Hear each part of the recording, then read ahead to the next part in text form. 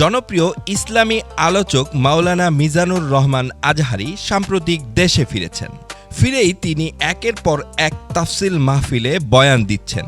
তারই অংশ হিসেবে শুক্রবার ৩১ জানুয়ারি চট্টগ্রামের একটি মাহফিলে বয়ানকালে তিনি ইসলামী বক্তা দেলোয়ার হোসেন সাঈদীর মৃত্যু স্বাভাবিক ছিল নাকি মেডিকেল কিলিং তা জানানোর দাবি জানান তিনি। মিজানুর রহমান আজহারী বলেন, আল্লামা দেলোয়ার হোসেন সাঈদী শিরক বিদআতের আস্তানা তছনছ করে দিয়েছিলেন। আজীবন ইসলামকে বিজয় হিসেবে দেখতে চেয়েছেন।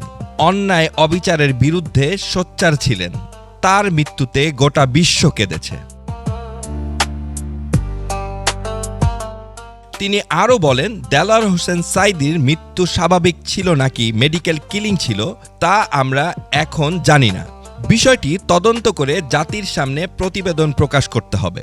জনপ্রিয় এই ইসলামিক আলোচক বলেন, আধিপত্যবাদ ও ফ্যাসিবাদের বিরুদ্ধে সোচ্চার ছিলেন আল্লামা দেলোয়ার হোসেন সাঈদী।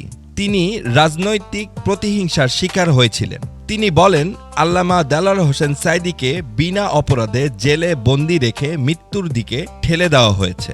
আল্লাহ ওনাকে জান্নাতবাসী করুন। ফাহাদ চৌধুরী, শতাব্দী টেলিভিশন।